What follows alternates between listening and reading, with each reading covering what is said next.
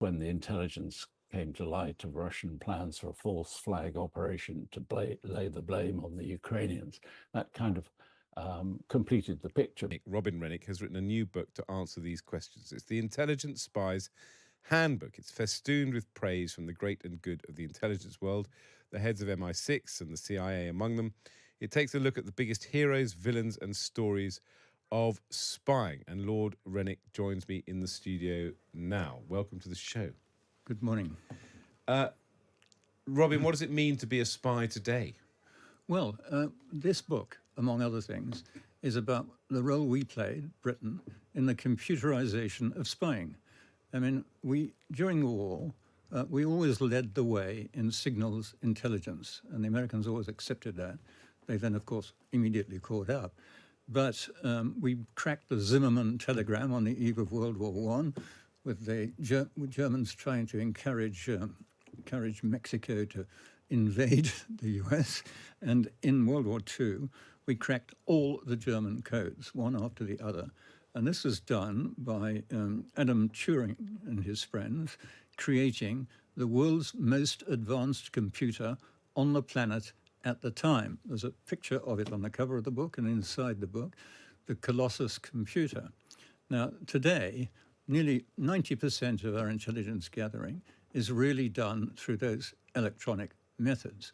Does that mean that we will no longer have some intrepid agent or dodgy character or shady lady trying to steal a document or steal a secret? No. There'll still be people around. It's the world's second or third oldest profession, and they say it's called human, isn't it? Human intelligence. Human, but we rely much less on human than on what our enemies are saying to each other, which we can actually do. So GCHQ today is more important than MI6 or MI5. But it doesn't mean that they don't have a role. A lot of them, I used to work with these guys for 30 years in the Foreign Office. In the Foreign Office, they're known as our friends. At the time, we weren't speaking to the African liberation movements, so we had to have MI6 people who were talking to them so that we knew what they were up to. And when we got to negotiating with them, we knew them, as it were, perfectly well through these intelligence agents. And MI5 is domestic intelligence and MI6 is foreign intelligence. Correct. Just to be clear. And MI stands for military intelligence. Well, it initially was called Special Intelligence Service. Then during the wars, it sort of became MI6, and now it's back to Special Intelligence Service, SIS. So obviously we talked about the importance of signals intelligence and the importance of GCHQ, but obviously we all think about James Bond when we think about a spy. And we all know it's very, very far from reality, but you do have a chapter about Ian Fleming in your book.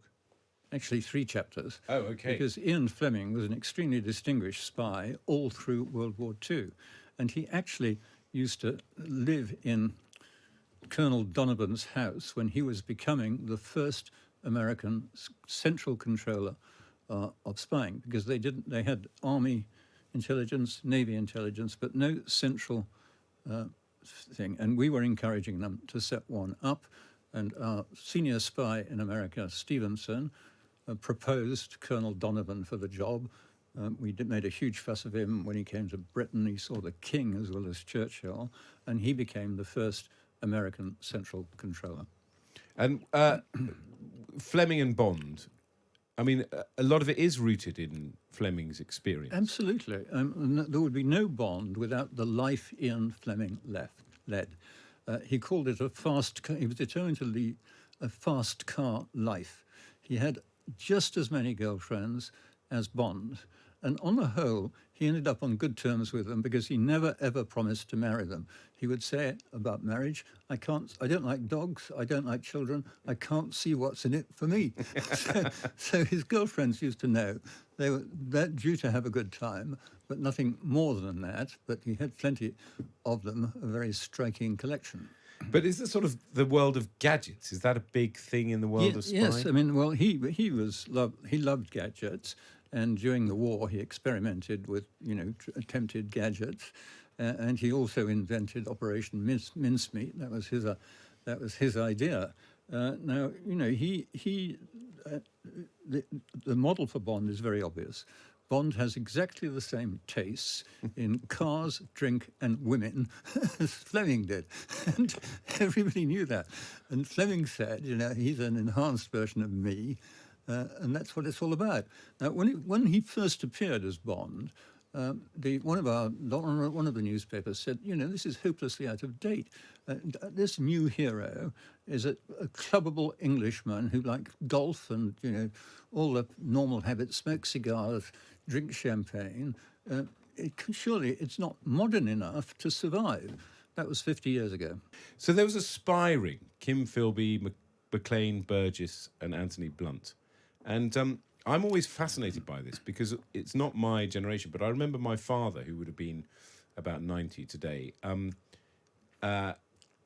as a university academic, well connected in establishment, so I'll put it that way, absolutely fascinated by the whole thing. It sort of consumed the establishment in the 60s and 70s because these were very high level establishment people who turned out to be traitors. I mean, it was a seismic shock, wasn't it? Yes, I just wanted you to give us an insight into that time. Well, what happened was, as you say, they were our class. So none of them were properly vetted. I mean, these days and post World War II, the systematic vetting of people wanting to join these services. They were encouraged by a check to penetrate our services. Arnold Deutsch was the real sort of genius behind all this, and Philby knew very well after a while, especially the minute McLean and Burgess flew the hoop, he knew he was busted, but he also was certain that he could get away with treason. And there's a chapter, how he got away with treason, because of the English legal system. I mean, his interrogator concluded he's as guilty as hell. But can we prove it in court, presumption of innocence, etc., etc.? And the fact that Blunt was allowed to carry on, as it were, was the other thing.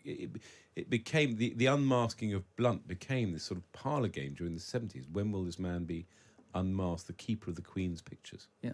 Well, what happened there was that when Thatcher discovered, that he'd been allowed to sort of carry on in this way, unpublicised, she was furious. So she denounced Blunt as a traitor, and he was very upset about that because it affected his social status and so on. And when the Russians said, "We'll take you to Moscow," he said, no, I couldn't possibly bear the sort of awful life you have in Moscow," which led them to describe him formally as an ideological piece of shit. That was the Russian conclusion about Blunt. Pretty accurate. Well, I think we just have to apologise for using that word, Lord Rennick, but I think, as a peer of the realm and talking about establishment spies, can't be helped. It's putting it in context. Bring us up to date. I mean, the Gaza-Israel conflict is obviously hugely controversial, but you can't get away from the fact that the Israelis appear to have very sophisticated techniques for taking out their enemies in the most, for them, as it were, difficult circumstances. So it's interesting. I mean, we talked earlier about James Bond, and nobody believes our spies in MI5 and MI6 have a license to kill, although you may tell me different. But it's certainly the Americans with drones, but the Israelis as well, basically do kill their terrorist opponents, as it were.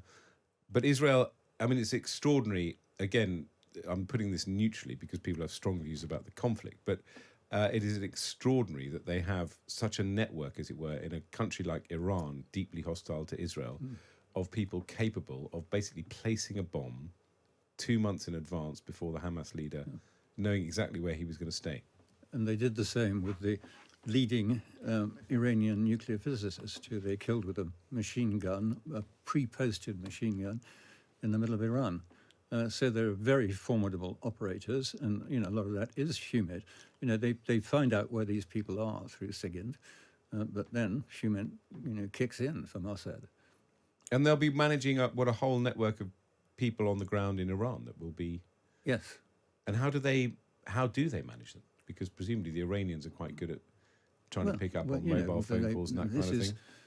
An absolutely crucial factor in all these is the way the agents are managed and communicated with.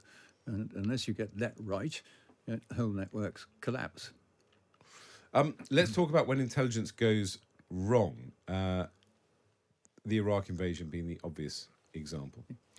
George Bush and indeed Margaret Thatcher, to begin with, led the invasion force that pushed them out of Kuwait. You weren't there for the second invasion, but you would have known an enormous amount of the people involved. I mean, that must have been a terrible crisis of the soul for the intelligence services, to say that there were weapons of mass destruction, to see these reports, and then for it to be discovered there weren't. Well, it was a catastrophic error. Very weak head of the CIA, who was not a pro at all. He was a political appointee from Congress, and we tagged along. I mean, we started questioning their intelligence, and then we stopped questioning their intelligence. And it was a desire to stay close to them.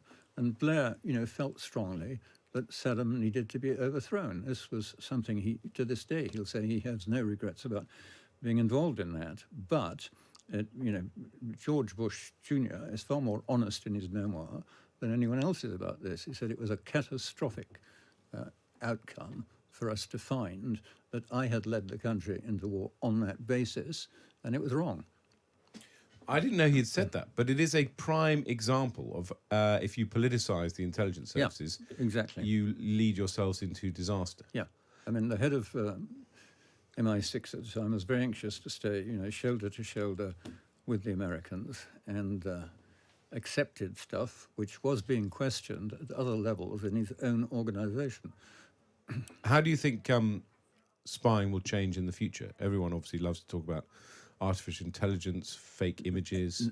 It won't change fundamentally. Fundamentally, we will be using all our electronic means to find out, and you can do that. I mean, when the Russians pretended that there were little green men operating independently of them in Ukraine, we could read every single message from Colonel Popov in Moscow to these thugs on the ground, and they knew we could too. You couldn't avoid it. So people, you can encrypt if it's a sort of static situation and you've got all the equipment and so on. But in the heat of events and movement and so on, you can pick up messages between our enemies, and we do. What is it about the British character that makes us so good at spying? Because we're part of the Five Eyes, and it's one of our leading talents. You're absolutely right. It's not only spying we're leading in, but spy writing too. I mean, James Bond has had 7 billion viewings of the picture. Vastly more than 100 million copies have been sold of every one of these novels, and all his critics are no longer published. Fleming goes on forever, and it's a British thing. And it's recent. It's very recent. It's 20th century. It was at the turn of the 19th century we started getting really interested all over again in spying. We started off, however, with the best spy on the planet, whose name was Francis Walsingham. He horrified the French and the Spaniards because he had a spy in every court and in every port. He was the most efficient and impressive of them all. Brilliant. Thank you so much. What a lovely note to end on. That's Lord Robin Rennick there, our former ambassador to the United States, who's written a new book to answer the questions about spying, the Intelligent Spy's Handbook. Robin Rennick basically conceded everything to you. He said that GCHQ is far more important than MI5 and MI6 now, because it is all about picking up signal intelligence. Would you subscribe to that? Up to a point, it's the largest, and has been for, throughout the Cold War. It was the largest of the UK's intelligence agencies, and it now covers, of course, cybersecurity as well, keeping our secrets secret. But I wouldn't write off human intelligence at all. It may be that in the future, rather different individuals will have to be persuaded to help us. Those, for example, who can facilitate access to digital networks, rather than the third secretary in an adversary embassy somewhere on the other side of the world. It's interesting. I mean, GCHQ is now a much more public building than it's ever been before. I remember going to visit GCHQ's London headquarters when I was a minister, and told to swear that I wouldn't say where it was. Now you can't really move for sort of exhibitions at GCHQ in Cheltenham and so on. And the sort of parallel to that is also, I think the intelligence services have become much more intelligent, as it were, about sharing intelligence when it will move forward a political aim. And I think one of the most interesting one was where the US government basically made it very clear that Russia was about to invade Ukraine. It's really fascinating, the transparency in both ways, both about an organisation like GCHQ being much more open and transparent to the public, but also the way that public intelligence, secret intelligence can be used in such a public way. What do you think about those developments, Sir David? It's inevitable that if you want to run an effective digital intelligence agency, you're going to have to recruit people who are familiar with that world.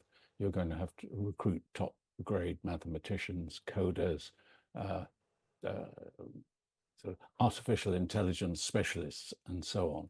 And it's extremely difficult these days to do that if the organization itself is not acknowledged.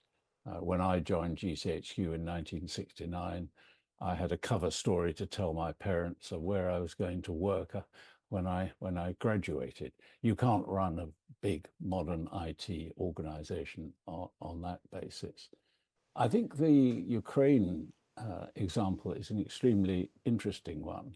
It does have parallels in the world of counterterrorism, where the agencies put together information about potential terrorist plots and from time to time have to reveal that and to warn the public, to put security forces on alert and so on. So it's not without precedent that in the interests of protecting your public and the public of your allies, that you have to do that.